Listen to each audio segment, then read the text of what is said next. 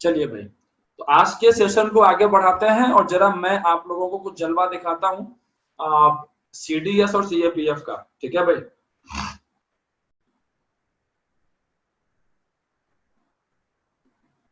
तो अपनी जो पुरानी क्लासेस हैं वो हमारे YouTube चैनल पे अवेलेबल है।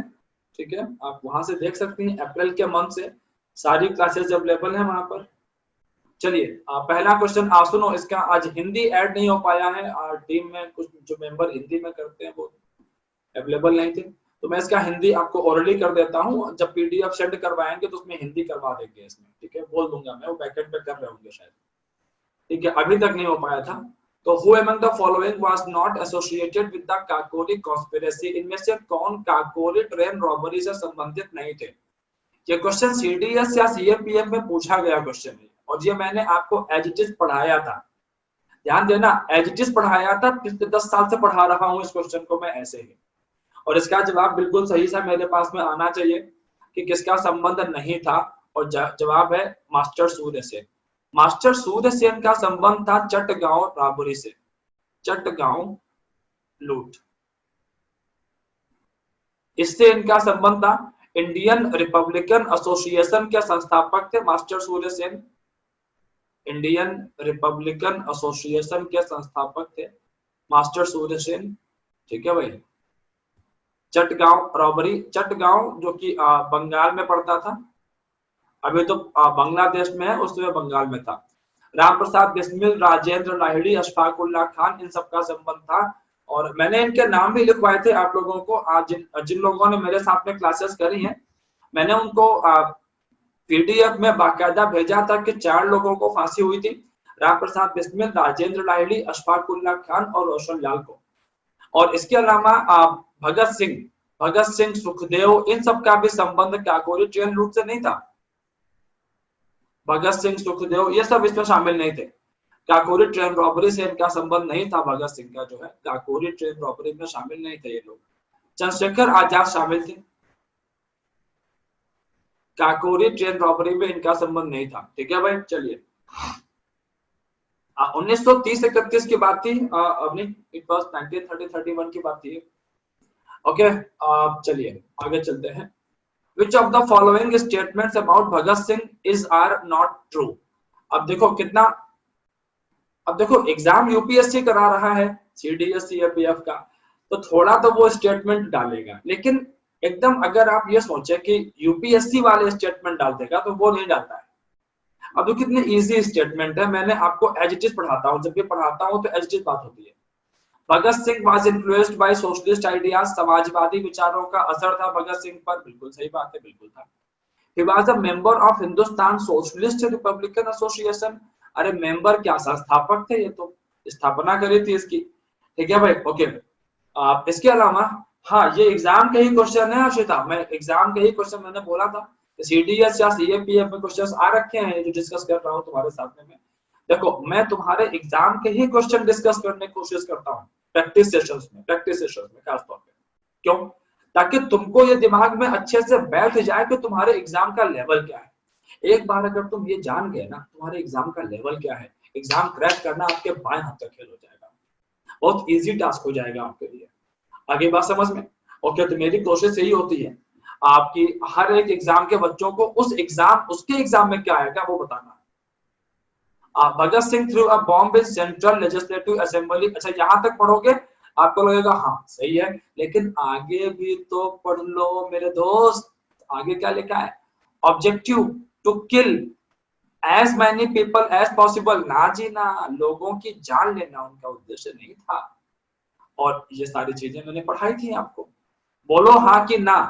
इंडियन नेशनल मूवमेंट मैंने सितंबर के महीने में पढ़ाया है, सारे बच्चे मेरे साथ में नए जुड़ चुके थे और मैंने वहां पे साफ साफ बताया था कि जान लेना उद्देश्य नहीं था। ठीक है भाई, ओके। तो 1 और 2 बिल्कुल अभिषेक, बस अभिषेक, रिदम, हर्षिता, अनिकेत सबने कंफर्म किया है, बिल्कुल बात हुई थी हमारी आपकी। ठीक है, ओके। तो भाई 1 और 2 सही है। कहां पर है 1 और 2? अच्छा एक सेकेंड, इसमें तो नॉट ट्रू पूछा गया है ना, तो 3। ठीक है, this is the correct one. ठीक है, आगे चलते हैं। Which among the following statements about the Jallianwala Bagh, Jallianwala Bagh हत्याकांड के बारे में इनमें से कौन सा सही है? ठीक है, ध्यान से देखना कि जो निहत्थी भीड़ थी उसके ऊपर गोलियां चलाई जो है सैनिकों ने, सही बात है। कमांडिंग ऑफिसर जनरल डायर था, सही बात है। वार्निंग नहीं दी गई थी लोगों को, did not the troop did not issue any warning, बिल्कुल सही बात है, कोई वार्निंग नहीं दी गई थी। ठीक है, तो 1 2 3 1 2 3 कहां पर दे रखा है? ये दे रखा है 1 2 3, ये सही है, ये हो गया सही इसका। ठीक है भाई, ओके, सारे सही है। आगे चलते हैं। According to which one of the following plans reports the decision with regard to the partition of Punjab and Bengal. ठीक है, पंजाब और बंगाल का जब विभाजन हुआ था वो किसकी रिपोर्ट के आधार पर हुआ था? जरा आप लोग देखिए इसको।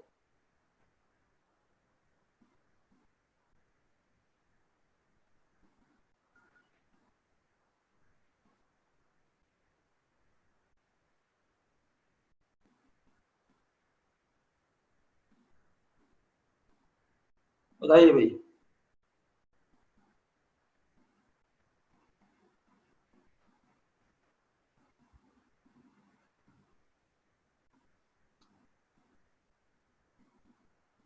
बिल्कुल सही बात है, बिल्कुल सही बात है। Mountbatten plan, Mountbatten plan के आधार पर ब्रेक किया गया था। मैं आपको बता दूं, नेहरू रिपोर्ट 1928 में मोतीलाल नेहरू के द्वारा तैयार करवाई गई थी। हालांकि यह पब्लिश हुई थी 1929 में, पब्लिश हुई थी 1929 में। और क्रिप्स प्लान 1942 में आया था। और बेवरेज रिपोर्ट जो है ये ब्रिटेन में आई थी 1942 में ही, ब्रिटेन में 1942। ये एक सामाजिक सुरक्षा रिपोर्ट थी, इसका कोई मतलब नहीं है भारत के इतिहास से, ऑप्शन में दे दिया है। सामाजिक सुरक्षा योजना थी ये बेवरेज रिपोर्ट ब्रिटेन के लोगों के लिए। तो हमारा मतलब है माउंट बेटन प्लान से। इसे हम लोग 3 जून योजना भी कहते हैं, 3 जून प्लान भी कहते हैं। इसी के आधार पर तोड़ा गया था। और फिर दो यहाँ पे कमीशन बने थे सीमाओं को अलग अलग करने के लिए बंगाल और पंजाब के अंदर में। और इसके अध्यक्ष जो थे वो थे रेडक्लिफ महोदय, वो इसके चीफ थे। ठीक है, चलिए आगे चलते हैं। वासुदेव बलवंत फड़के, वासुदेव बलवंत फड़के का संबंध महाराष्ट्र से है। रामोसी विद्रोह हुआ था महाराष्ट्र में। जी हाँ, रामोसी, रामोसी विद्रोह 1870 के आसपास जो है हुआ था, महाराष्ट्र के अंदर में हुआ था। ठीक है, महाराष्ट्र में रामोसी विद्रोह।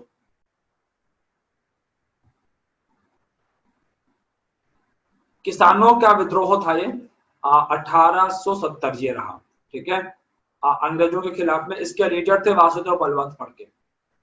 तो ये स्टोरी है। यहाँ पे 57 से का कोई संबंध नहीं है, गांधी जी की तो एंट्री भी नहीं हुई थी यहाँ तक। और रेडिकल लीडरशिप छोड़ दो, C, this is the right answer. ठीक है भाई, चलिए। तो ये सारी की सारी कहानियां हैं। हाँ बिल्कुल, पंजाब पंजाब और बंगाल को जो है भारत से जब अलग किया गया था पार्टीशन के टाइम पर, तो उसके लिए जो प्लान है वो रेडी किया गया था यहाँ से। फटाफट आप लोग मुझे बताओ कि प्रैक्टिस सेशंस के 5 क्वेश्चन ये क्लियर हैं। और इन 5 क्वेश्चंस को देख करके आपको ये आइडिया लगा कि आपके एग्जाम की जो प्रिपरेशन है वो आपकी कैसी चल रही है। भाई देखो, अब तक आपने इंडियन नेशनल मूवमेंट पढ़ लिया है मेरे साथ में। ये क्वेश्चंस मैंने इंडियन नेशनल मूवमेंट के इर्द गिर्द से ही निकाल के रखे थे आप लोगों के लिए। ठीक है, तो अब आप लोग जानकारी देंगे इस बारे में कि हम जो आपको यहाँ पढ़ा रहे हैं तो ट्रैक पर है या नहीं। और अगर आपको ये समझ में आता है कि चीजें ट्रैक पर हैं, तो स्टूडेंट्स ये आपकी नैतिक जिम्मेदारी बन जाती है कि आप बढ़िया से पढ़ाई करें। ठीक है, और जैसे आज के स्टूडेंट्स में मैं एक बड़ी गलत बात देखता हूँ और वो आप में नहीं होनी चाहिए। बच्चे क्या करते हैं, इस टीचर से भी पूछ लो, इससे भी राय ले लो, उससे भी राय ले लो। आज के टाइम पे ना राय मांगना बड़ा आसान हो गया है और हर बंदा रायचंद बना घूमता है। लेकिन मुझे एक कवि याद है, हरिवंश राय बच्चन, उनकी एक पुस्तक है मधुशाला। और मधुशाला में एक बड़ी अच्छी लाइन है कि अलग अलग पथ बतलाए सब, राह पकड़ तू एक चला चल, पा जाएगा मधुशाला। अलग अलग पथ बतलाए सब, राह पकड़ तू एक चला चल, पा जाएगा मधुशाला। कुछ ऐसी ही लाइन मैंने पढ़ी थी विंग्स ऑफ फायर में, जो पुस्तक है, ऑटोबायोग्राफी है कलाम साहब की, जहां पर कलाम साहब लिखते हैं कि जाओ दूर विचारों, जाओ दूर विचारों, मत डालो मेरे मन को जालों में। मतलब विचार करना अच्छा होता है, लेकिन बहुत ज्यादा विचार करना ये आपको लक्ष्य से दूर ले जाता है। और अगर आप देखो, यहां से कुछ चीजें ना इंट्यूशन पे निकलती हैं, ध्यान रखना, कुछ चीजें इंट्यूशन पे चलती हैं। और मैं आपको अब थोड़ा सा ट्रैक से अब बाहर निकल गए हैं, तो मैं बता ही देता हूं आप लोगों को कि दुनिया के जितने भी अच्छे निर्णय हैं, अच्छे निर्णय, वो डेटा पर नहीं लिए जाते हैं। जी हाँ, अर्थशास्त्री, इकोनॉमिस्ट खुद भी कहते हैं कि दुनिया के बड़े बड़े निर्णय डेटा पर लिए ही नहीं गए आज तक, इंट्यूशन पे लिए गए हैं। और इंट्यूशन आपके मन की आवाज, आपके दिल की आवाज होती है, आपकी अंतरात्मा की आवाज होती है। अब जरा सोच के देखिए कि बड़े बड़े अर्थशास्त्री जो डेटा पे काम करते हैं, वैज्ञानिक जो डेटा पे काम करते हैं, वो कहते हैं कि दुनिया के अब तक जिन्होंने दुनिया के इतिहास को बदला, वो निर्णय इंट्यूशन पे लिए गए। जब इधर से आवाज आ जाए ना कि नहीं हम सही जगह हैं, तो फिर मेहनत में कोई कमी नहीं होनी चाहिए, और कंटेंट में, पढ़ाने में कोई कमी नहीं होगी, वो हमारी पूरी कोशिश होगी। ओके, आदित्य, इसका एक लिस्ट जो है तैयार हो रहा है, और वो लिस्ट आपको मिलेगा, ठीक है आदित्य? चलिए भाई, तो आगे बढ़ते हैं। आई होप सो ये जो निर्णय, ये जो डिस्कशन हुआ है हमारा तुम्हारा, ये आपके काम में आएगा, आपके फायदे में रहा होगा, ठीक है? और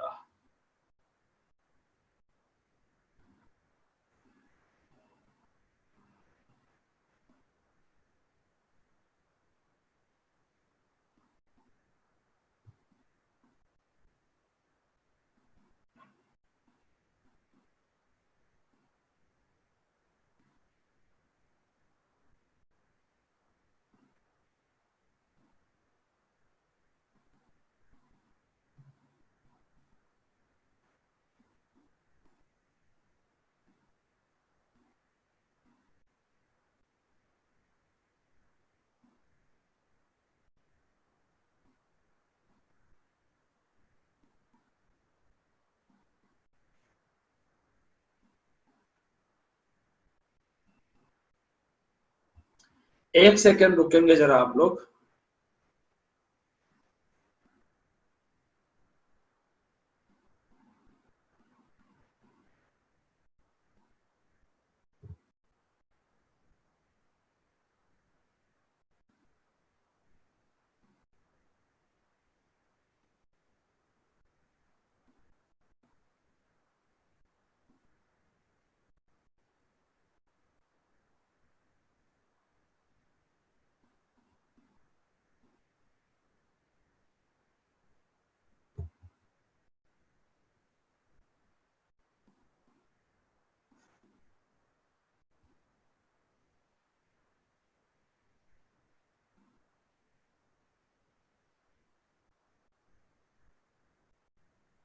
चलिए भाई, अच्छा एक बात आप लोग मुझे बताओ कि आप लोगों को सारी पीडीएफ मिल रही है बाकायदा वेबसाइट से हमारी? जरा मैसेज जरा भेजिए और मुझे बताइए कि सबको पीडीएफ मिल रही है ना?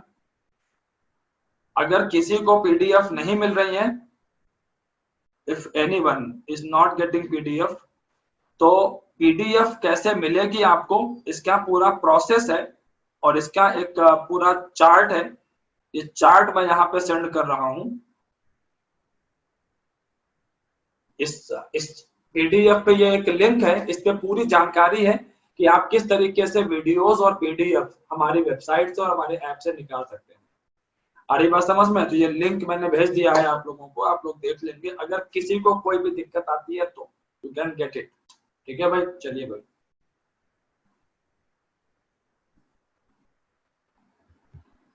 अवनी कुछ एक क्लासेस की मिल जाती होगी, सारी नहीं मिलती होंगी। जैसे मेरी नहीं मिलती होगी पीडीएफ, मेरी पीडीएफ हमेशा क्लास के बाद ही मिलती होगी, क्योंकि मेरी हर पीडीएफ में कुछ ना कुछ इम्प्रोवाइजेशन होता ही है। ठीक है, क्वेश्चंस बदल रहे होते हैं या कुछ और चीजें चेंज हो रही होती है, तो मेरी पीडीएफ बाद में आती है हमेशा।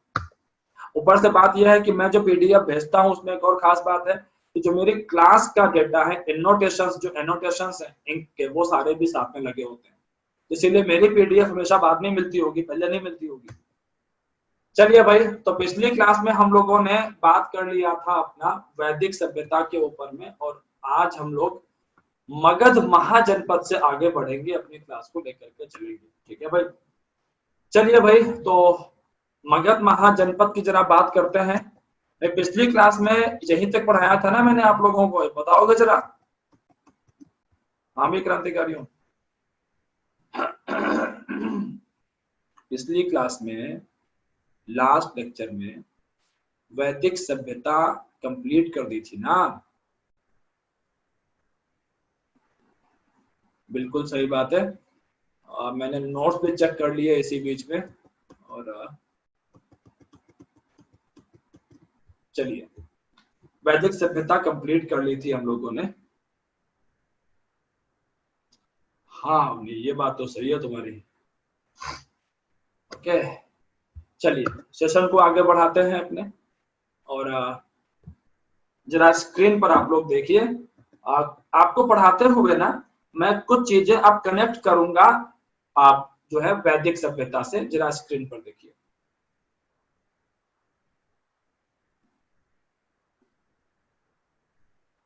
वैदिक सिविलाइजेशन के बाद में, आफ्टर वैदिक सिविलाइजेशन, भारत में 16 महाजनपदों का राइज हुआ। किसका राइज हुआ? 16 महाजनपदों का। जरा नाम देख लीजिए, जनपद जैसे आज होते ना जिला, जनपद, तो मतलब आज के जिला से बड़ा एरिया हो गया, या जैसे आज स्टेट होते हैं वैसे समझ लो भाई। राज्य होता है, राज्य में जिले होते हैं, तो ये महाजनपद है, मतलब कि कई सारे जनपदों का समूह। तो राज्य समझ लो, स्टेट समझ लो। वैदिक सभ्यता के बाद भारत में जब 16 महाजनपदों का विकास हुआ, तो इन सारे महाजनपदों में देखो बच्चों, आपको जो ये मैं लॉजिक कॉन्सेप्ट बताता हूं छोटे छोटे, भाई मैं छोटे छोटे इसलिए कहता हूं क्योंकि मेरा स्टैंडर्ड रहता है यूपीएससी का। तो यूपीएससी के लेवल पे इन कॉन्सेप्ट को हम बड़े बड़े कॉन्सेप्ट नहीं कहते, इनको हम छोटे छोटे कॉन्सेप्ट कहते हैं। छोटे छोटे कॉन्सेप्ट हम लोग कहते हैं जब सिविल सर्विसेज के जब मेंस की बात चलती है, वहां पे जब आंसर राइटिंग की जब बात होती है तो हम लोग बात करते हैं ये बड़ा बड़ा कॉन्सेप्ट है। ठीक है, तो चलिए भाई, अब आयुष, अब चलो बता देता हूँ बच्चे मैं तुमको, तुम काफी अच्छे डाउट्स भेजते हो। इसका मतलब होता है बेटा स्वतः संज्ञान लेना। स्वतः संज्ञान बच्चे, court, high court, supreme court स्वतः संज्ञान लेने की ताकत रखते हैं।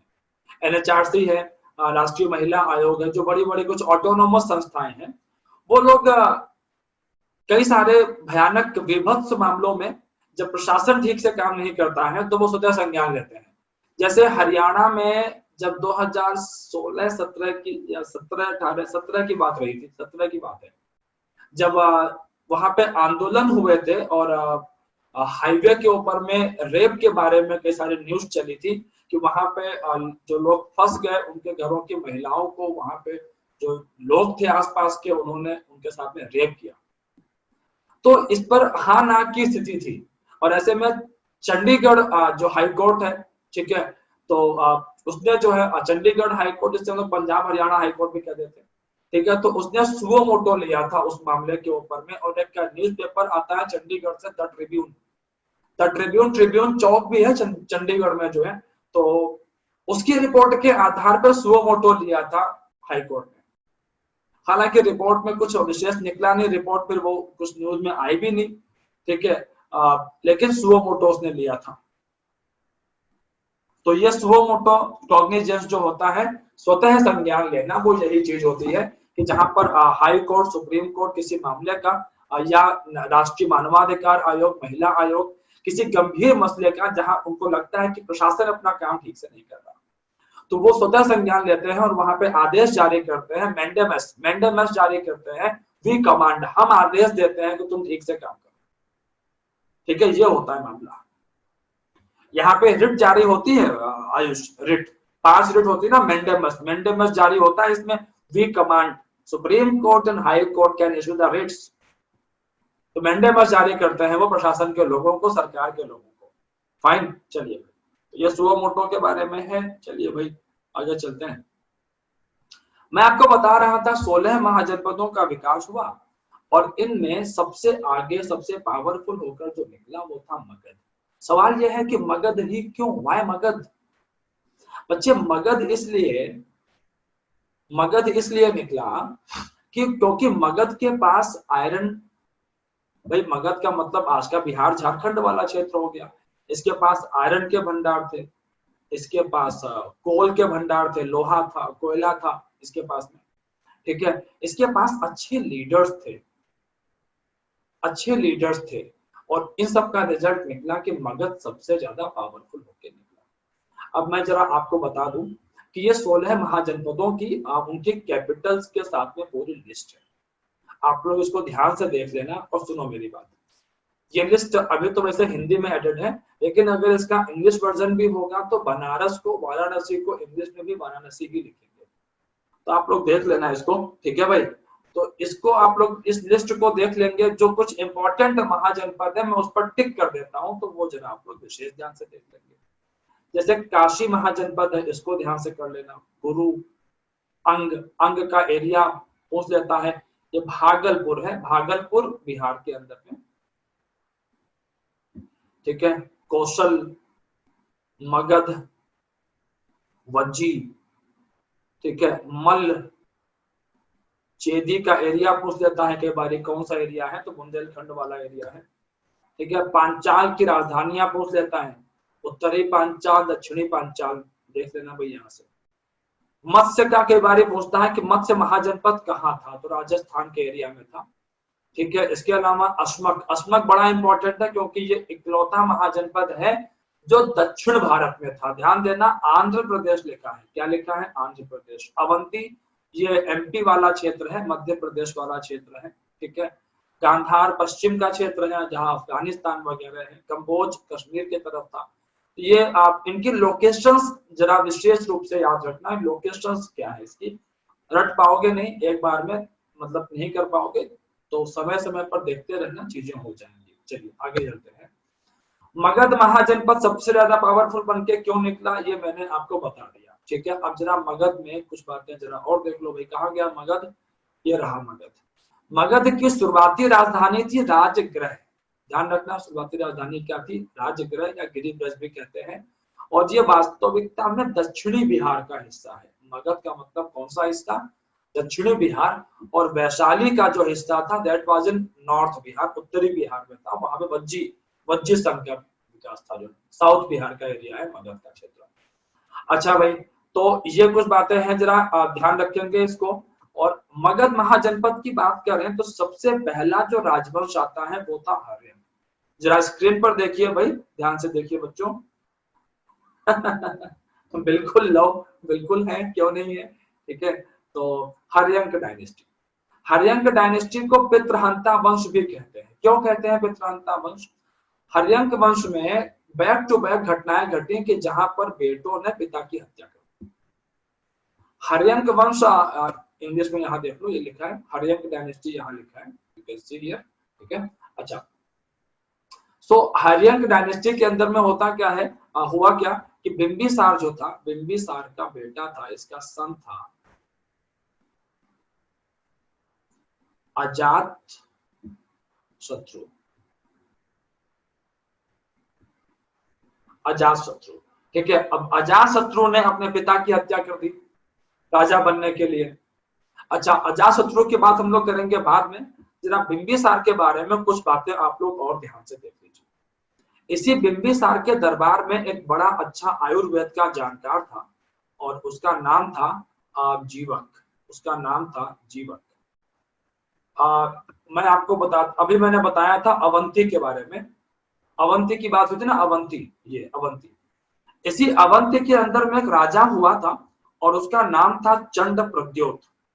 ठीक है, और चंड प्रद्योत जो है आप ये बड़ा पावरफुल राजा था and he was enemy of, एक सेकेंड रुकेंगे।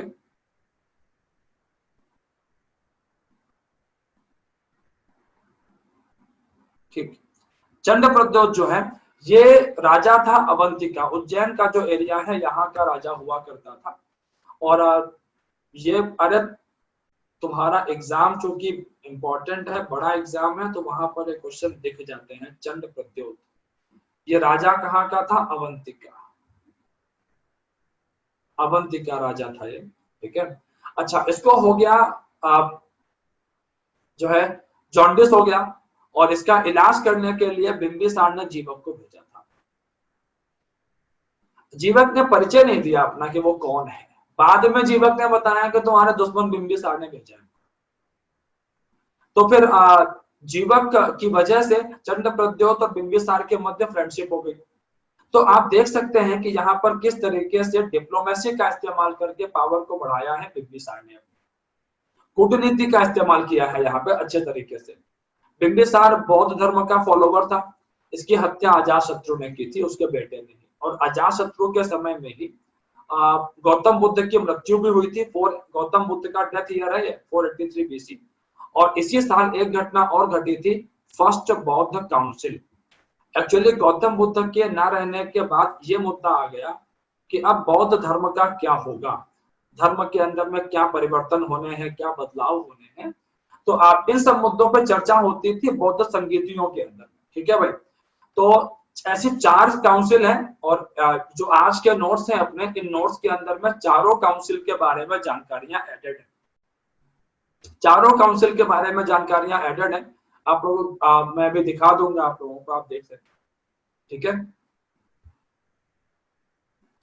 अच्छा भाई, तो ध्यान रखेंगे भाई, आप बौद्ध संगीतियां याद रखिएगा बच्चों। ठीक है, और मैं बौद्ध संगीतियों के बारे में आपको फिर से बता दूंगा, बिल्कुल परेशान मत होइएगा। ठीक है, अच्छा, तो बौद्ध संगीतियां क्यों होती थी, क्यों होती थी संगीतियां? इसलिए होती थी संगीतियां ताकि इस बात का फैसला किया जा सके कि what is important for the बौद्ध रिलीजन, क्या महत्वपूर्ण है, क्या हटाने की जरूरत है, इन मुद्दों पर चर्चा होती थी संगीतियों के अंदर। ठीक है भाई, अच्छा आगे चलते हैं, हम लोग यहाँ से आगे बढ़ते हैं, एक सेकंड। और अजातशत्रु जब राजा बन गया तो अजातशत्रु की हत्या कर दी उसके बेटे ने, अजातशत्रु की हत्या कर दी उसके बेटे ने, और उसका नाम था उदयन। अजातशत्रु के बेटे ने उसकी हत्या की। उदयन ने पाटलिपुत्र की स्थापना की थी। पाटलिपुत्र जो है,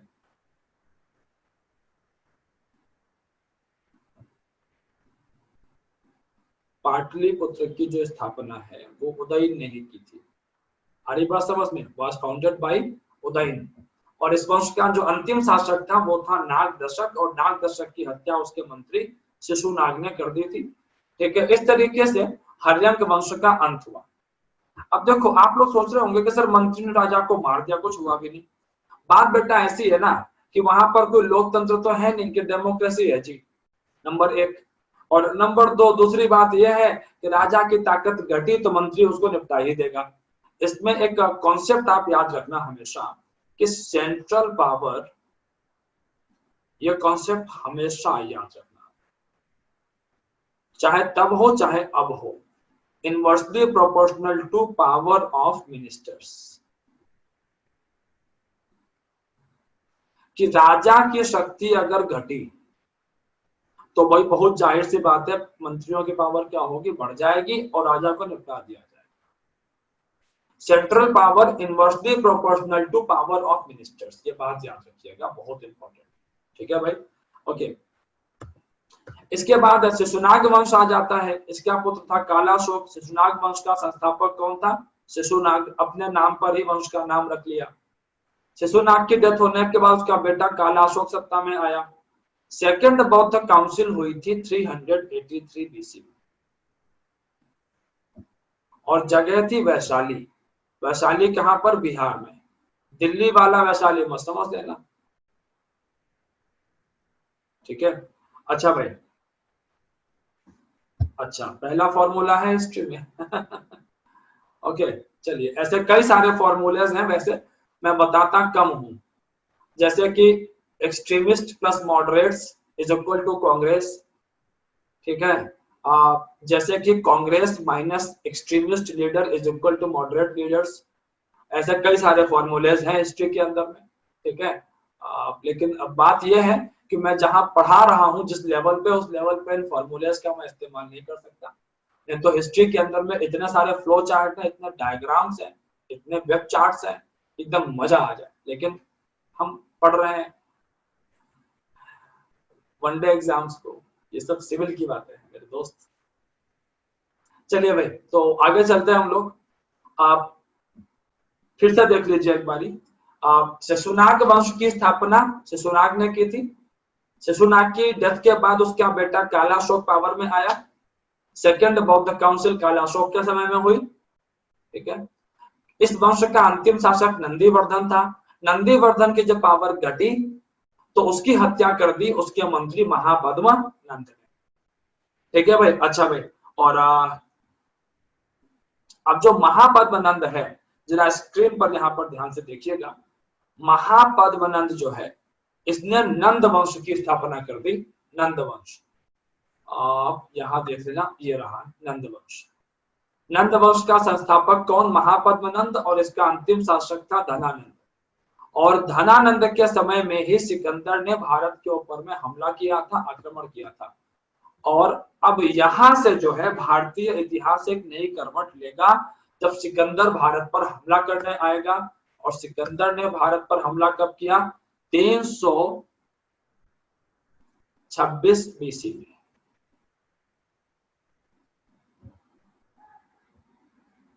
नहीं आदित्य, आप यहां से जो है वास्तविकता में वो कहानी शुरू होती है चंद्रगुप्त मौर्य से, आदित्य। हाँ, लेकिन अब देखो, चंद्रगुप्त मौर्य की एंट्री कोई हवा में नहीं हो गई थी। चंद्रगुप्त मौर्य की एंट्री का बैकग्राउंड धनानंद और सिकंदर दोनों ने मिलकर तैयार किया था। भाई, हीरो तो तब हीरो कहलाता है ना जब दुश्मन उसका बड़ा हो। जितना बड़ा दुश्मन उतना ही जबरदस्त हीरो। आगे बात समझ में? तो एज सिंपल एज दैट। वही कहानी यहाँ पर भी है। तो चलिए भाई, तो हम लोग यहाँ से आगे प्रस्थान करते हैं। और मैं जरा आगे ले जाने के पहले कुछ जानकारियां आपको और दे दूं। जरा आप लोग ध्यान से देखो भाई, बहुत ध्यान से देखना, एकदम ध्यान से। जैन धर्म के बारे में जानकारियां यहाँ लिखी हैं। देखो भाई, अब महावीर स्वामी का जन्म कहाँ हुआ? कुंडग्राम में। कब हुआ? 540 बीसी। पिता कौन थे? सिद्धार्थ थे। 23वें तीर्थकर की जो तीर्थकर साहब तीर्थंकर थे, उनकी जानकारियां, ठीक है। अच्छा, इसके अलावा महावीर स्वामी के भाई का नाम नंदीवर्धन, माता त्रिशला, पत्नी यशोदा, पुत्री अनुजा, दामाद जामिल, पहले शिष्य भी मृत्यु पावा, पूरी नालंदा बिहार। 5 सिद्धांत: अहिंसा, अमरसा, अचौर्य, अपरिग्रह, ब्रह्मचर्य। भाई देखो, बात ऐसी है बच्चों कि ये सब फैक्चुअल जानकारियां हैं, और इसको जो है कोई भी इसको इसमें समझने वाला कॉन्सेप्ट नहीं है, ये रटने वाला कॉन्सेप्ट है पूरा। तो मैंने जानकारियां ऐड कर दी हैं, फालतू की जानकारियां ऐड नहीं करवाई हैं। जितनी मैंने ऐड करवाई हैं, 3 जेवल्स, 3 रत्न, पंच सिद्धांत, इसका इंग्लिश में भी लिखा होगा, यहाँ देखो इंग्लिश में भी लिखा है। भाई इतना जरूर करके जाना, बौद्ध धर्म और जैन धर्म के बारे में न, इससे कम तो करना ही नहीं है, इससे ज्यादा आपकी इच्छा, आप जो कर लें। समझ गए इस बात को? ओके, तो इससे कम मत करके जाना भाई, प्लीज। समझ गए होंगे मेरे हिसाब से, ठीक है। अब ये इंग्लिश में लिखा हुआ है, 5 वॉर्स 3 जेवल्स, यहाँ पे लिखा हुआ है, ठीक है। ओके, ये देख लेंगे यहाँ से आप लोग।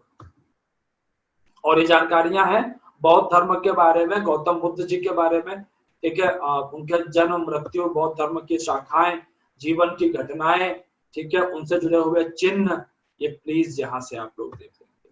ये है बौद्ध संगीतियां, 4 बौद्ध संगीतियां हैं भाई साहब। ईयर मैं यहाँ लिख देता हूँ अलग से। पहली वाली 483 बीसी, दूसरी वाली 383 बीसी, तीसरी वाली 251 बीसी, चौथी वाली 100 AD। समझ गए? ये संगीतियों के जो है जो राजा संरक्षक थे वो, ये स्थान की बात हो गई, ये अध्यक्ष जो थे इनकी बात हो गई, और ये काउंसिल ये लिखी है।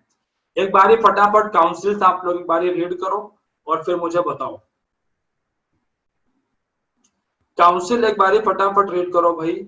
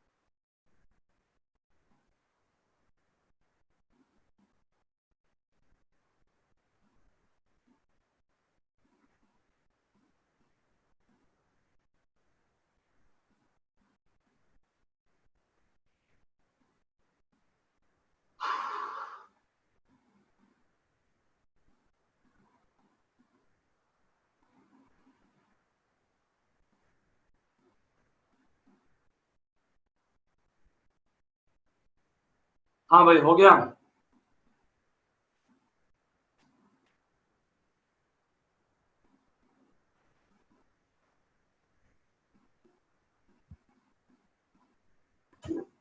चलिए, अब मैं आपको बताता हूं इसको याद करने का ट्रिक। आदित्य यार, तुम इस किताब की मुझसे बात ही क्यों करते हो? अब यार, मार्केट में ना एक बड़ी पॉपुलर सी किताब है, नीले रंग की आती है, और मेरे हिसाब से हर बच्चे के पास होती है। और मैं अगर ईमानदारी से बताऊं ना, तो ये वो पुस्तक है जिसने सबसे ज्यादा नुकसान किया है बच्चों का। सारे फैक्ट फैक्ट भर रखे हैं, कोई प्रूफ रीडिंग भी नहीं है ठीक से। मैं जो तुम लोगों को पढ़ाता हूँ ना, मैं किसी दिन ना किताब लेकर के आऊंगा क्लास में। मैं किसी दिन, नीले रंग की किताब है यार। तुम लोग नीले रंग की किताब इतनी बड़ी सी गुटका टाइप का है, एकदम धर्म ग्रंथ समझो बच्चों का। ठीक है? और कितनों का भविष्य बर्बाद हुआ है वो तो भाई भगवान ही जाने। तो मैं जब पढ़ाता हूँ ना यार, तो मैं पढ़ाता हूँ तुम लोगों को जो बड़े बड़े इतिहासकार हैं उनकी किताबों के रेफरेंस से। केसी श्रीवास्तव सर हो गए, सतीश चंद्रा सर हो गए, राम शरण शर्मा जी हो गए, DN झा सर हो गए, जो भारत के सबसे प्रसिद्ध इतिहासकार हैं। मैं ना अगली हाँ बिल्कुल पीयूष, तुमने बिल्कुल सही नाम बोला है। देखो, सब जानते हैं नीली किताब का मतलब क्या होता है, और जहर होता है नीले रंग का, समझ गए ना तुम? ओके। अरे नहीं नहीं आदित्य, कोई बात नहीं बालक, मैं नाराज नहीं हो रहा हूँ। इवन तुम्हारे माध्यम से तो मैं बच्चों को कई सारी चीजें बता पा रहा हूँ। ठीक है, तो कोई दिक्कत नहीं बच्चे। हाँ, देखो, अगर तुमने कभी केसी श्रीवास्तव जी की किताब, मैं ना अब अगली क्लास जब लूंगा ना, तो पक्का मैं केसी श्रीवास्तव ये सब किताबें लेके बैठूंगा इधर और दिखाता जाऊंगा, ये देख ये भी किताब देख। ऑनलाइन में पढ़ाने का ना ये फायदा होता है कि आप अपने रिसोर्सेज दिखा सकते हैं। अब क्लासरूम में तो बैग लेके जा नहीं सकता था कि देखो कितनी किताबें मैंने पढ़ी हैं, लेकिन अब मैं अगली क्लास में दिखाऊंगा, बस मुझे याद रह जाए। ठीक है भाई? ओके, चलिए भाई। तो आप एक, जितने भी आप टीचर्स मेहनत से पढ़ाते हैं ना, उन्होंने बहुत रिसर्च किया होता है डेटा के ऊपर में। ठीक है? चलिए, आप अब भाई इसको याद करने की ट्रिक देख लें। अब ट्रिक देखनी है तो बताओ, नहीं तो आगे बढ़े फिर, छोड़े इसको। और ट्रिक सुनो तुम लोग, लिख लो, मैं यहां लिखूंगा नहीं ट्रिक को, मैं बता के चल रहा हूं।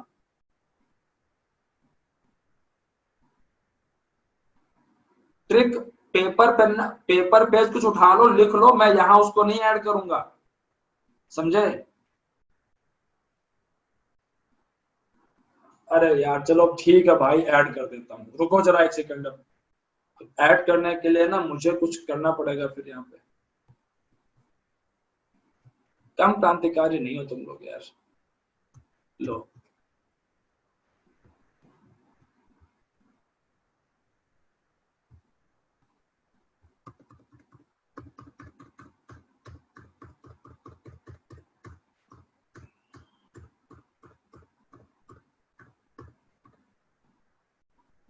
चलो भाई देखो, पहली वाली में देखो, पहली वाली जो काउंसिल है, मैं पहले ट्रिक लिख देता हूं, ठीक है, उसके बाद में फिर आगे बात करते हैं। राजा महाराजा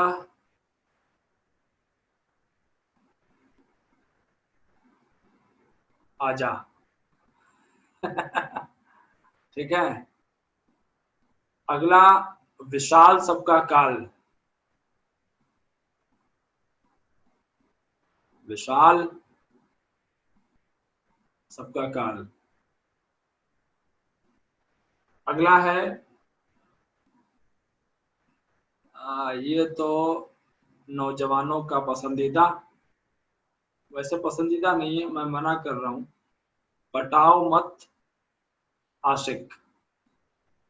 और चौथा है, कुंवर जी कंगाल।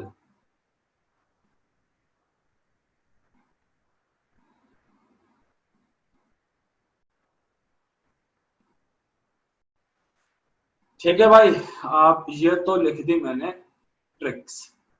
अब जरा देखो स्क्रीन पे भाई, राजा का मतलब है राजगृह। पहली वाली काउंसिल कहाँ हुई थी? राजगृह में।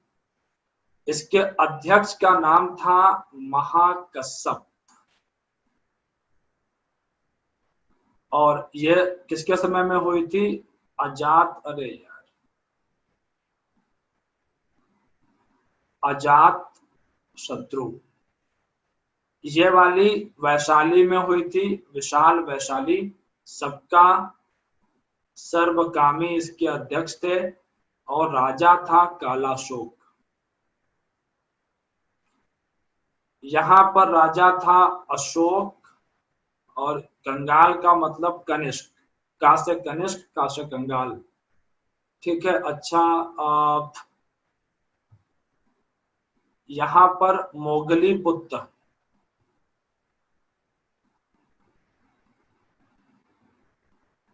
तो माँ से मोगली पुत्र। और ये राजधानी का, ये जगह कौन सी थी? पाटलिपुत्र। और यहाँ पर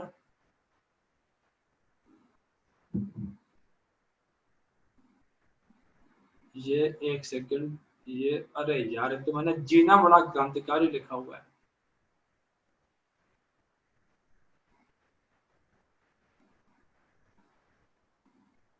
ठीक है, ये कुंडल वन, और जी वसुमित्र, वसुमित्र जी। ये जी यहाँ से उठा लिया है, थोड़ा सा एड ऑन है इसमें। ठीक है, तो इस तरीके से भाई आप कर सकते हो इसको। आ रही बात समझ में?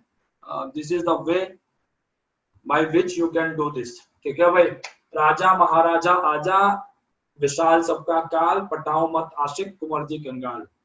चारों काउंसिल हो जाएंगी भैया इस तरीके से। तो भाई ऐसा है, आई होप सो आप लोग कर लेंगे इसको। ठीक है, चलिए आगे चलते हैं हम लोग।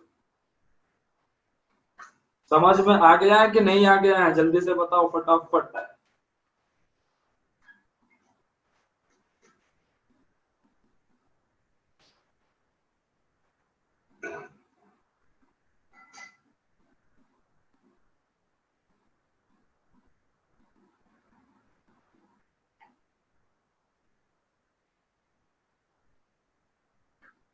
चलिए, बहुत अच्छी बात है।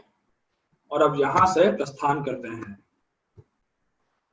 चलिए भाई, बड़ी अच्छी बात है। कंठस्थ कर लीजिएगा, ईयर भी देख लेना भाई। देखो, आप ईयर, 2 ईयर तो बड़े आराम से हो जाएंगे। पहली वाली काउंसिल के 100 साल बाद दूसरी वाली हुई थी।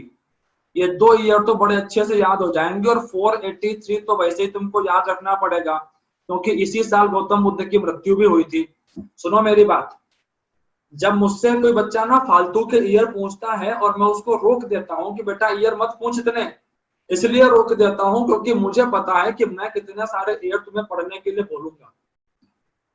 तो मैं, जब वहां मना करता हूं ना कि मत पूछे यार, तो मेरा कहने का मतलब होता है कि आगे इतने बताऊंगा ना कि रो देगा। ठीक है, अब देखो यहाँ पे आ रहे हैं ईयर, फाइन। तो अभी यहाँ पर है क्या चीज, 483 बीसी में गौतम बुद्ध की डेथ हुई थी। ये ईयर तुम्हें याद रखना ही पड़ेगा, हाथ पे लिखवाने वाला ईयर है 483 बीसी तो।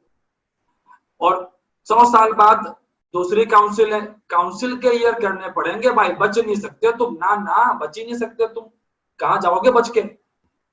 गौतम बुद्ध का जन्म मृत्यु, महावीर स्वामी का जन्म मृत्यु करना ही पड़ेगा तुमको। ठीक है, सिकंदर ने कब हमला किया, कब सिकंदर मरा, चंद्रगुप्त मौर्य की मृत्यु का ईयर, गुप्त संवत, शक संवत छोड़ ही नहीं सकते तुम। ठीक है, वैदिक सभ्यता के जो ईयर है वहां पर 2 ईयर वहां पर है, जो 2-3 ईयर जो है उसमें सिंधु में है, वो सब छोड़ ही नहीं सकते आप। अशोक का पहला अभिलेख कब पढ़ा गया, 1837 के अंदर में।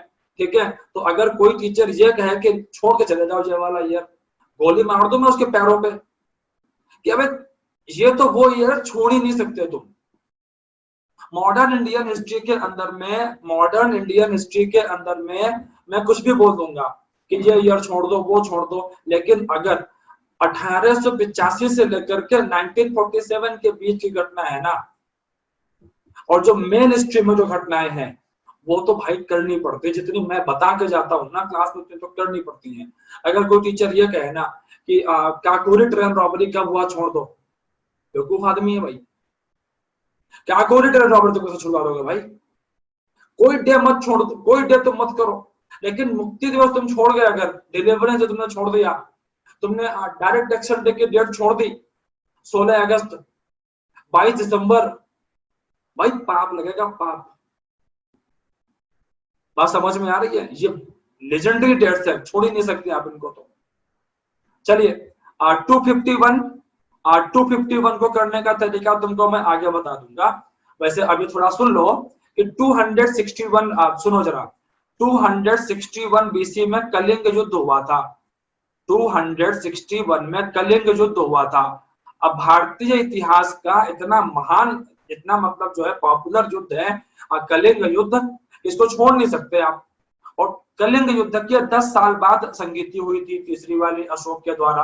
कलिंग युद्ध में अशोक जीता था, और जो तीसरी बौद्ध संगीत थी वो भी अशोक ने करवाई थी 251 में। तो कलिंग युद्ध को और थर्ड काउंसिल को जोड़ दो।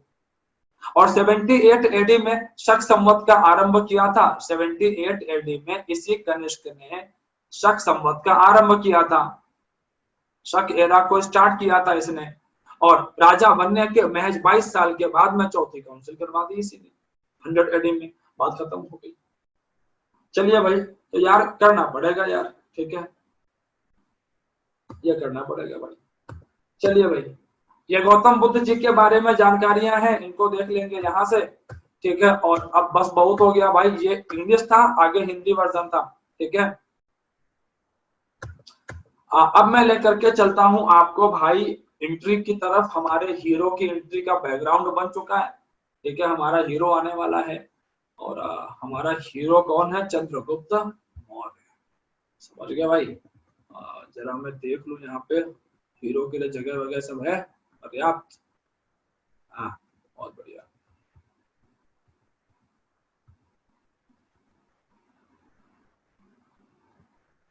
चलो भाई, यहाँ देखो,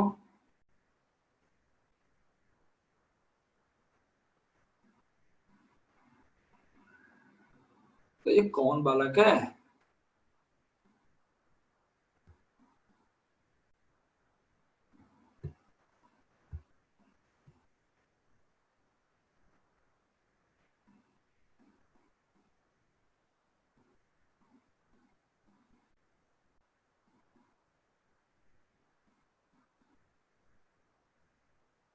ये है हमारा उस समय का आर्यभट्ट। ठीक है,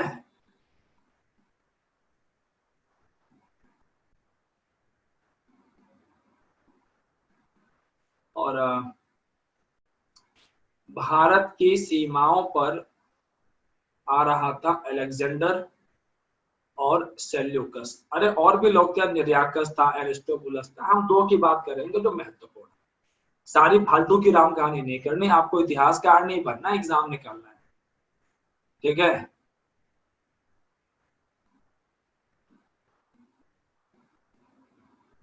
इधर धनानंद और इधर चाणक्य।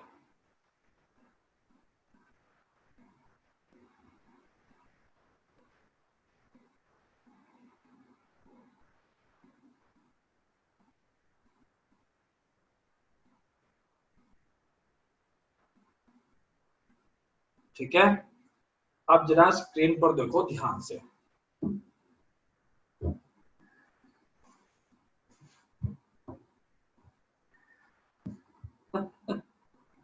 बड़े मजे आ रहे हैं ऋषभ बाबू।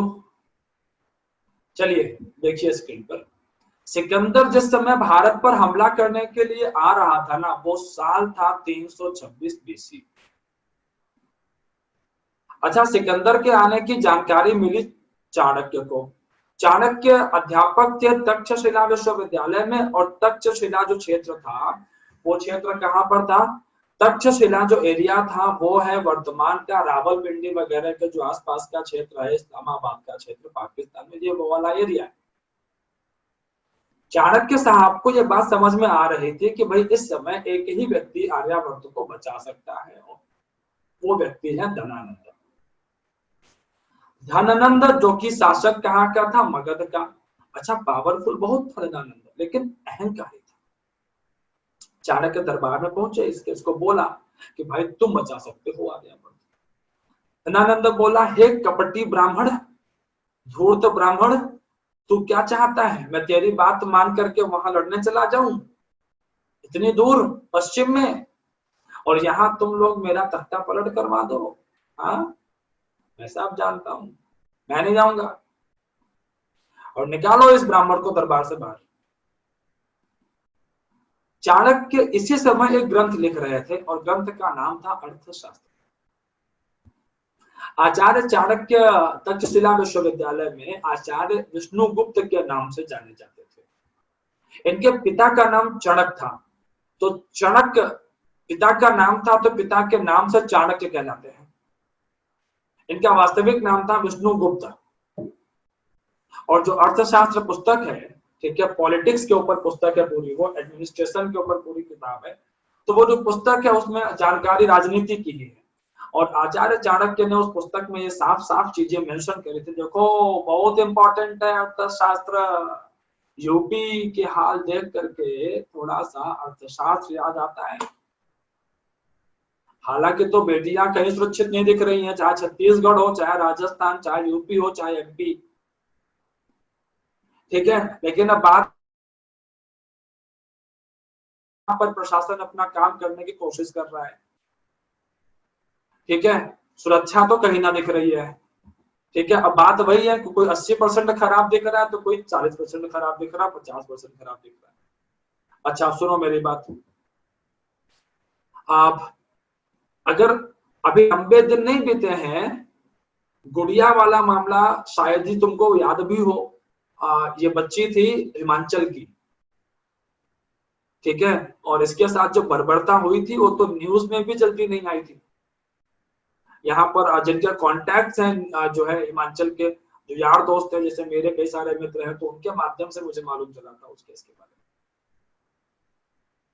ओके, तो अभी यहाँ पर है क्या चीज भाई,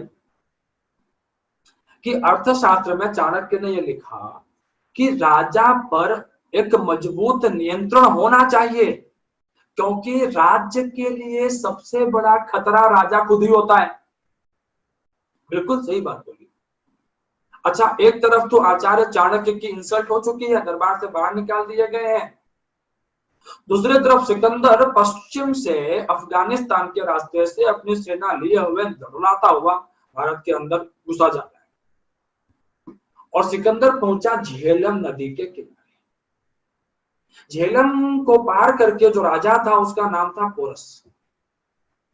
अच्छा, सिकंदर ने पोरस को मैसेज भेजा कि सरेंडर कर दे भाई, ठीक है भाई।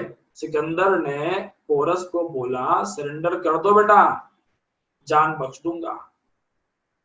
केसी श्रीवास्तव सर बताते हैं अपनी पुस्तक में कि सिकंदर की हाइट महज 5 फुट 5 इंच के आसपास थी और पोरस 6 फीट के आसपास। अब ये सब इतिहासकार हैं, सब ढूंढ लाते हैं डेटा, हाइट का भी डेटा लिखा हुआ है। अच्छा, तो अभी यहाँ पर खैर ये एग्जाम में नहीं आएगा हाइट वाइट, ये तो कहानी जब बताई जाती है ना, तो कहानी में ऐसे पॉइंट आते हैं ताकि एकदम फील आए रियलिटी का, ये इसलिए बता दी जाती है बात। जिसका जितना गहरा रिसर्च उसके पास उतनी गहरी जानकारी। अच्छा भाई, पोरस ने कर दिया मना कि बेटा ऐसा है, युद्ध के मैदान में आ जा, देख लेंगे तेरे को। और सिकंदर और पोरस के बीच एक युद्ध हुआ जिसे हम लोग कहते हैं बैटल ऑफ हाइडेस्पस। और इस युद्ध के अंदर में, बैटल ऑफ हाइडेस्पस के अंदर में, सिकंदर को लगा कि अब वो भाई साहब हार जाए। पोरस की सेना में भारी भरकम हाथी, और सिकंदर को लग रहा था कि इन हाथियों से जीत ना पाऊंगा, मामला खत्म हो जाएगा। लेकिन पोरस के हाथी ऐसे भड़के, आउट ऑफ कंट्रोल हो गए कि उन्होंने अपनी सेना को ही बर्बाद कर डाला, और इस तरीके से इस युद्ध में पोरस हार गया। इस युद्ध में कौन हार गया? पोरस। लेकिन एक बात मैं और जोड़ दूं, सिकंदर को इतना ज्यादा नुकसान हुआ कि सिकंदर ये सोच रहा था कि यार जीत तो गया हूं, लेकिन सेना इतना डैमेज हो गई है। सिकंदर के पास फौज छोटी थी, सिकंदर के पास फौज छोटी थी भाई, जब छोटी फौज होती है तभी आपकी रफ्तार तेज होती है। तो सिकंदर के पास रणनीति थी, टैक्टिक्स थी, इसीलिए वो जीत रहा था। लेकिन अब उसको ये लग रहा था कि यार फौज इतना डैमेज हो गई है, क्या होगा, कहां जाऊंगा। पोरस को कैद करके सिकंदर के सामने लाया गया, और पोरस ने सिकंदर से पूछा कि तुमने जितना मेरा नुकसान किया है, किसी ने नहीं किया इतना नुकसान, लेकिन फिर भी मैं तुम्हारी बहादुरी से बहुत प्रभावित हूं, और जरा बताओ कि मैं तुम्हारे साथ क्या करूं, इतना नुकसान किया तुमने मेरा। पोरस ने बोला, मेरे साथ वही व्यवहार होना चाहिए जो एक राजा दूसरे राजा के साथ करता है, मतलब बराबरी की बात होनी चाहिए। अब ये वास्तव में सिकंदर के दिमाग को एक चैलेंज भी था कि अगर तू महज एक सैनिक है तो मेरा गला काट देगा, और अगर तू एक राजा है, दमदार राजा है, तो बात करेगा और मुझे एक मौका और देगा। अब सिकंदर भी अरस्तु का शिष्य है भाई, अरस्तु अपने जमाने के महान दार्शनिक, उनका शिष्य है सिकंदर। योद्धा तो है ही, दार्शनिकता के भी लक्षण है सिकंदर के अंदर। भाई राजा को दार्शनिक होना ही चाहिए, जी हाँ, राजा को प्रैक्टिकल के साथ साथ फिलोसोफर भी होना चाहिए, तब उसका इंट्यूशन बढ़िया काम करता है। अगर राजा केवल प्रैक्टिकल है तो अपने ऊपर भी अत्याचार करेगा और जनता पर तो जो करेगा सो करेगा। अच्छा भाई, तो अभी यहाँ पर है क्या चीज, और ये दार्शनिक होने का मतलब ये नहीं होता है कि आप पढ़े लिखे ही हो। ढेरों ऐसे राजा मिल जाएंगे दुनिया के इतिहास में जो अनपढ़ थे, अंगूठा छाप। आजाद हिंदुस्तान के अंदर में ढेरों ऐसे मंत्री मिल जाएंगे जो क्या शानदार मंत्री थे, अनपढ़ थे लेकिन। और ऐसे पढ़े लिखे मिल जाएंगे जो मतलब अनपढ़ों से क्या गुजरे। तो भाई ऐसा है, सिकंदर ने पोरस को मौका दिया कि ठीक है हम दोस्ती करना चाहते हैं तुमसे। सिकंदर का फायदा है इसमें। अच्छा, पोरस की जान बच रही है, दोस्ती हो गई। अब सिकंदर जब यहां से आगे बढ़ा ना, तो सिकंदर को झटका लगा व्यास नदी के किनारे। व्यास नदी के किनारे आकर के सिकंदर की सेना ने बोला, हम आगे नहीं जाएंगे, बात खत्म हो गई, अब आगे नहीं जाएंगे। क्यों नहीं जाएंगे भाई आगे? एक्चुअली सिकंदर की जब फौज झेलम से आगे बढ़ी, तब तक चंद्रगुप्त मौर्य और चाणक्य ने थोड़े थोड़े कबीलाई लोगों को जोड़ना शुरू कर दिया था। मेरे शब्दों पर ध्यान रखना, चंद्रगुप्त और चाणक्य के पास कोई सेना नहीं थी बच्चों, कोई आर्मी नहीं थी उनके पास। उन्होंने कबीलाई लोगों को जोड़ा। अब कबीलाई लोग कैसे हमला करते हैं, छिप करके अटैक करते हैं। वो सिकंदर की सेना पता लगा नदी पार कर रही, खाना खा रही, रेस्ट कर रही है, कुछ भी, तीर आ रहे हैं जी। अब ढूंढो कहां से आ रहे हैं तीर। सिकंदर की आर्मी का मनोबल, उसका वो हिम्मत हार गई सेना उसकी। सेना ने बोला आगे नहीं जाएंगे। सिकंदर ने जोशीला भाषण दिया, आगे बढ़ो मेरे वीर सैनिकों, दुनिया के इतिहास में तुम अमर हो जाओगे। सैनिक बोले तू अमर हो ले भाई, हमने ना। सिकंदर को बड़ी इंसल्ट महसूस हुई कि यार बताओ, इतने महान, इतना नाम है मेरा और मेरी ये इज्जत। सिकंदर यहां से प्लान बनाता है, बस बहुत हो गया, अब मैं जा रहा हूं। लेकिन जाने का मतलब ये नहीं था कि जा ही रहा था। जाने का मतलब ये था कि सिकंदर ने अपना जो सेनापति था, सिकंदर का सेनापति था सेल्यूकस। सिकंदर ने बोला सेल्यूकस एक काम करो, तुम भारत में रुक जाओ, मैं जा रहा हूं बेबीलोन। कहां जा रहा हूं? बेबीलोन। बेबीलोन कहां पर है भाई? हाँ भाई बेबीलोन किधर है? बेबीलोन है इराक में। This is the place in Iraq.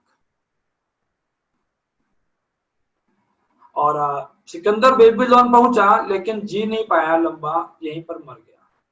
कहते हैं सिकंदर की मृत्यु मलेरिया से हुई थी। जब भारत में आया था तो उस समय मानसून का मौसम था और किसी फीमेल एनाफिलिस ने इसको डस दिया और फिर हो गया मलेरिया, तो निपट गया सिकंदर। अब बाकी कुछ लोग ये भी कहते हैं कि सिकंदर को जहर दिया गया था, उसको सांप ने काटा था, विष बुझा तीर लग गया था, लेकिन ज्यादा जो बात मानी जाती मलेरिया वाली। एग्जाम में नहीं आता है, अगर आ जाए कहीं किसी एग्जाम में, किसी बच्चों वाले एग्जाम में, तो मलेरिया टिक करते हैं इसको, समझे? चलिए भाई, अल्लो तो आता नहीं है। हाँ भाई, ससुर बनना है इनको तो रुकना पड़ेगा ना। दामाद का इंतजार करो भाई, दामाद आ रहा है। अच्छा भाई, अच्छा, दूसरों के लिए ऐसी बातें करने में कितना आनंद आता है नहीं? जैसे पाकिस्तान के अंदर में अगर कोई पत्रकार हमारे मतलब की जानकारी ले आए तो कितना खुशी महसूस होती है। और अगर हमारे यहाँ हो जाए गद्दार है, ठीक है, तो ऐसे ही होता है यार, देखो ऐसे चलती है घटनाएं।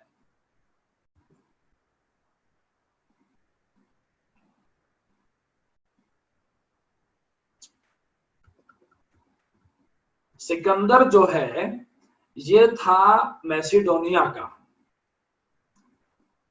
मैसिडोनिया एक अलग देश है अभी आज की डेट में। मैसिडोनिया यूरोप, यूरोप से आया था, मैसिडोनिया से। ठीक है सर।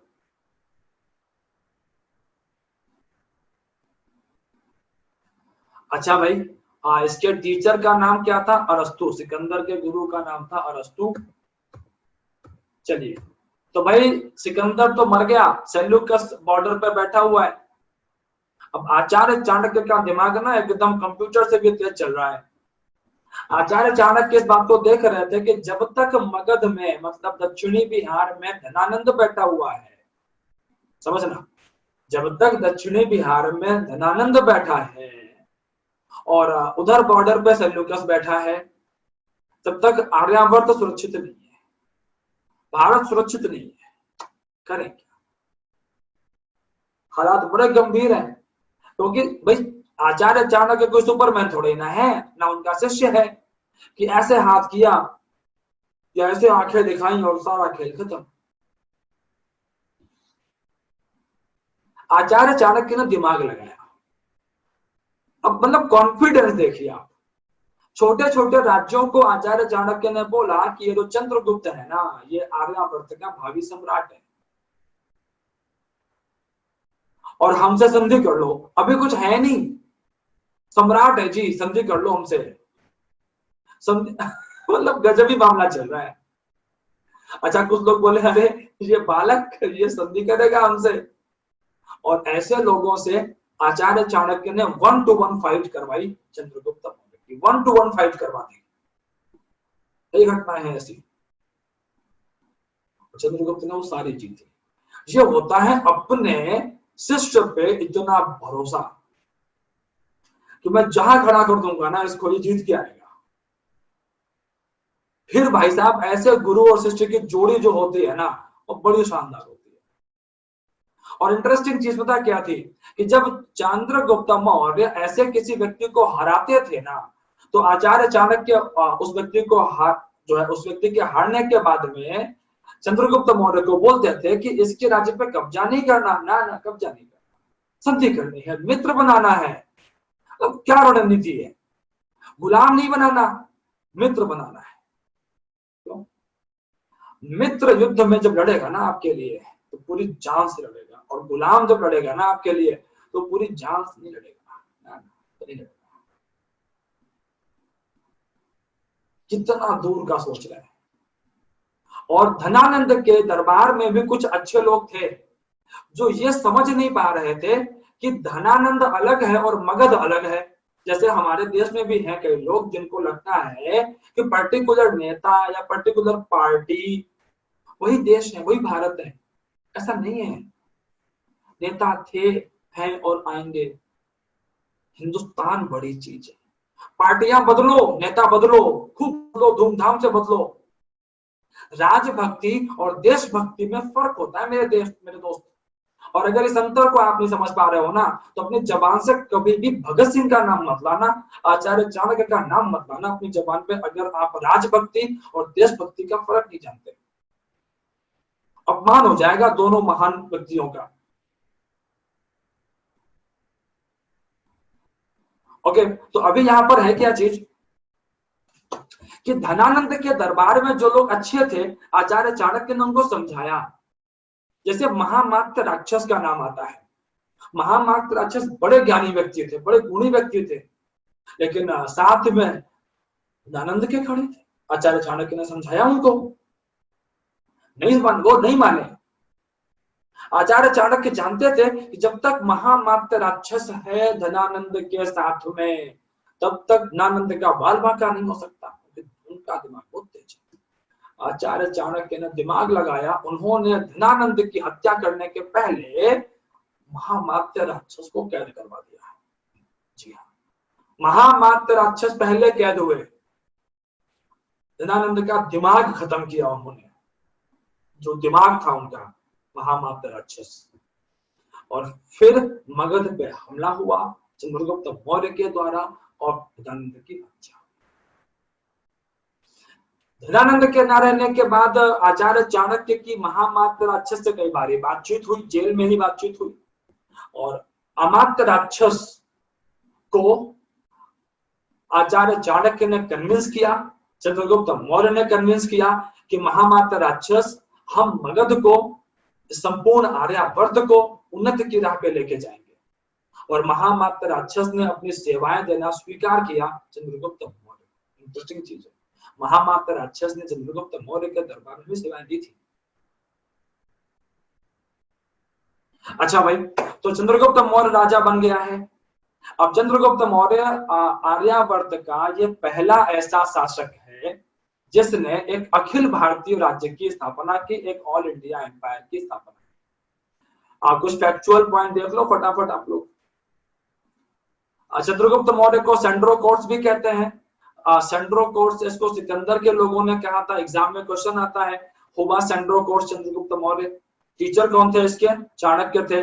चंद्रगुप्त मौर्य ने धनानंद को हराने के बाद में अपनी ताकत को बढ़ाया और फिर सेल्यूकस के ऊपर भी अटैक किया, सेल्यूकस को भी हरा दिया। सेल्यूकस को हराने के बाद में उसकी बेटी से शादी करी ताकि सेल्यूकस हमारे साथ में रहे। सेल्यूकस के दरबार में एक बंदा था मेगास्थनीज। मेगास्थनीज चंद्रगुप्त मौर्य के दरबार में आया मध्यस्थता करने के लिए कि अगर कोई कंफ्यूजन होता है चंद्रगुप्त मौर्य और सेल्यूकस के बीच में, तो मेगास्थनीज उस डाउट को दूर करेगा। मेगास्थनीज की एक बुक है इंडिका, जो कि बड़ी पॉपुलर बुक है, बहुत बार पूछी गई है एग्जाम में। चंद्रगुप्त की कैपिटल थी पाटलिपुत्र, प्रधानमंत्री चाणक्य थे। मेगास्थनीज भारत आने वाला पहला अंतरराष्ट्रीय राजदूत था। ये सब फैक्चुअल पॉइंट्स हैं, देख लेंगे आप लोग। ठीक है भाई। चंद्रगुप्त ने जैन धर्म को स्वीकार किया। ध्यान रखना, चंद्रगुप्त ने जैन धर्म को स्वीकार किया था। सुदर्शन झील बहुत इंपॉर्टेंट है बच्चों, बहुत बहुत इंपॉर्टेंट है, क्योंकि आगे चल करके अशोक, स्कंदगुप्त, बड़े सारे राजा आएंगे, वो इस झील की रिपेयरिंग करवाएंगे, इस झील की मरम्मत करवाएंगे। पीयूष, ऑल इंडिया एम्पायर मतलब एक ऐसा राज्य जिसने लगभग संपूर्ण भारत को कवर किया। ओके, चंद्रगुप्त मौर्य अपने जीवन के अंतिम दिनों में, चंद्रगुप्त मौर्य ने संन्यास ले लिया, श्रवण बेलगोला चले गए, कर्नाटक चले गए। अब जरा आप लोग ध्यान देंगे यहाँ पे, कर्नाटक का जो क्षेत्र है, इसी कर्नाटक के अंदर में जैन धर्म का बड़ा प्रसिद्ध तीर्थ स्थान भी है, श्रवण बेलगोला। एक सेकंड जरा रुको, मैं ना इसको प्रॉपर्ली लिख देता हूँ। इस बार श्रवण बेलगोला, यहाँ पर गोमतेश्वर की प्रतिमा है।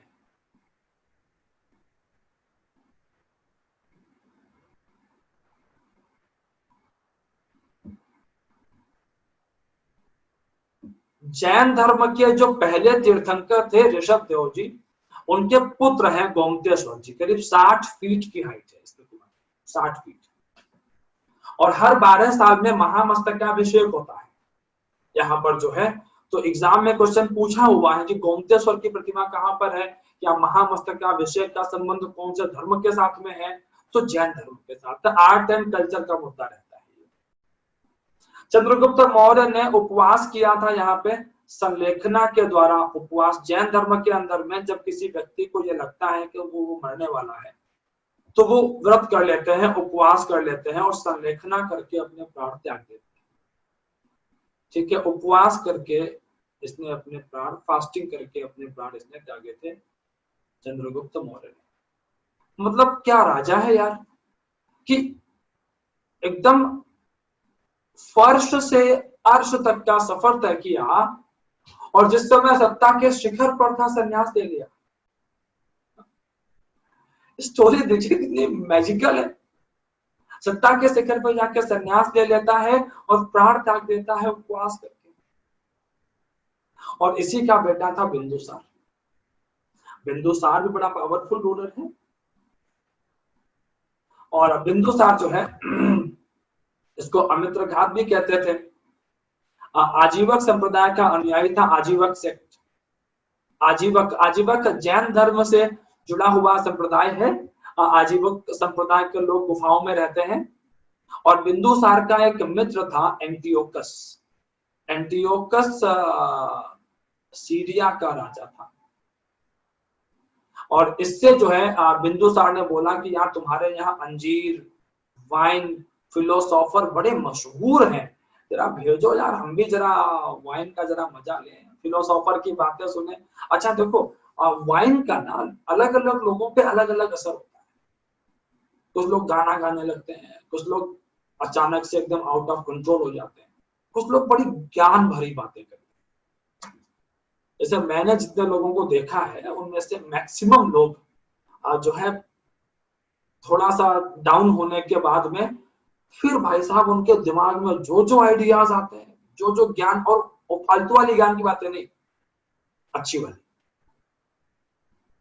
तो फिलोसोफर फिर शायद ये सोच रहा होगा कि थोड़ा सा वाइन लेकर के, थोड़े से फिक्स खा करके, फिर फिलोसोफर से ज्ञान की बातें, फिर देश दुनिया जहान जीवन मृत्यु सारी बातें, मतलब दिमाग खुला हुआ एकदम होगा। अच्छा भाई ठीक है। तो भाई इसमें अमित्र घात का मतलब है बच्चे दुश्मन, शत्रुओं का विनाशक। अमित्र घात का मतलब है डिस्ट्रॉयर ऑफ एनिमीज।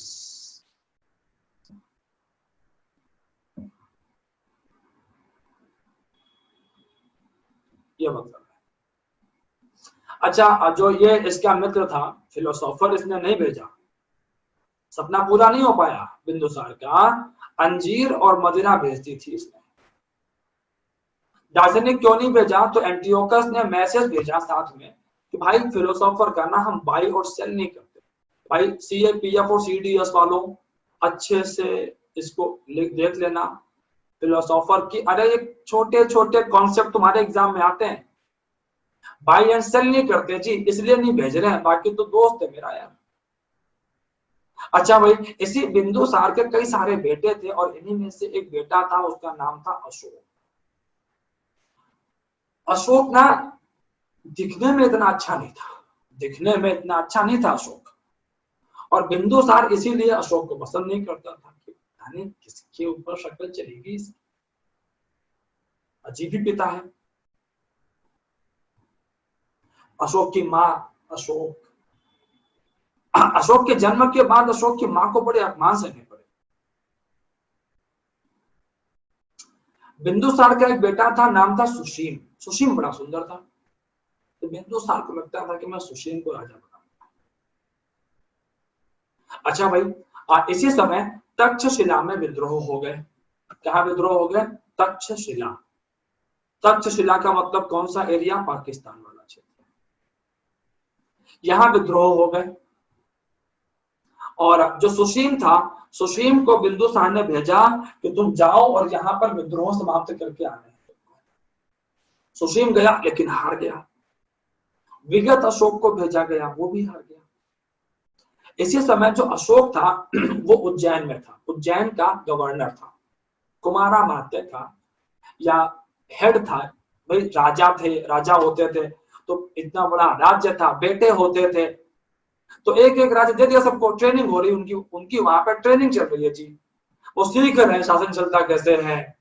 तो बाकी सब बेटे राजधानी में थे, विगत अशोक सुशील राजधानी में थे और अशोक को दूर भेज रखा था, एमपी भेज रखा, अवंती भेज रखा है। अच्छा भाई, अशोक के पास संदेश आया तक्षशिला जाना है विद्रोह समाप्त करने। अशोक पहुंचा। अब अशोक को सैनिक भी कम दिए गए हैं, हथियार भी कम दिए गए हैं पिता के द्वारा, बताइए कितना भेदभाव है। अशोक वहां पहुंचा। अशोक ने वहां के विद्रोहियों से कहा कि या तो सरेंडर कर दो, और अगर सरेंडर नहीं किया, अगर सरेंडर नहीं किया तो मैं अशोक सबका नाश कर दूंगा। मेरे दो भाई आ चुके हैं, अब भाइयों से इसका क्या संबंध है उनको क्या पता। मेरे दो भाई आ चुके हैं, मेरे और भाई भी आ गए हैं। तो कई लोग तो झटके में ही आ गए, उन्होंने सरेंडर कर दिया और वो अशोक की सेना में शामिल हो गए। और बाकी लोग डर गए, सरेंडर नहीं किया, डर गए। अब जरा समझना मेरी बात को, कि जो डर गया ना वो मर गया। अशोक ने इस पूरे विद्रोह का समापन कर दिया, खत्म कर दिया, पूरा विद्रोह खत्म कर दिया और जीत करके लौटा मगध, पाटलिपुत्र। और अशोक ने ऐसा इंतजाम, जो कुछ इसके लोग थे, इसके पक्ष में लोग थे, उनके माध्यम से जो इंतजाम करवाया इसने अशोक ने, बताते हैं इतिहासकार कि उस दिन ऐसा लग रहा था कि मतलब अशोक का राज्याभिषेक ही होने जा रहा है। और सबको ये बात समझ में आ गई, इनडायरेक्टली सब समझ गए कि अशोक की मंशा क्या है। अशोक ने सबको समझा दिया था उस दिन इनडायरेक्टली कि राज। साल आता है 272, साल आता है 272 बीसी, और बिंदुसार की तबीयत खराब हो जाती है और अशोक ने विद्रोह कर दिया। इसी मौके का लाभ उठा करके अशोक ने विद्रोह कर दिया और 2-3 साल तक झगड़ा चला इसका अपने भाइयों के साथ में। और इसके बाद 268 बीसी में सत्ता में आने में कामयाब हो जाता है चंड अशोक। ठीक है भाई, अब भारतीय इतिहास का एक अनोखा राजा आ चुका है। बड़े सारे अप्स एंड डाउन है इसके जीवन में भाई, सारी चर्चा करेंगे अगली क्लास में। फटाफट बताओ यहां तक समझ में आया सबको या नहीं? पहले आप लोग ये बताइए, यहां तक सारी चीजें क्लियर है? मजा आया कि नहीं आया? मजा तो ठीक है, समझ में आया कि नहीं आया? मजा तो शेरो शायरी और जोक्स सुन के भी आ ही जाता है। ठीक है भाई,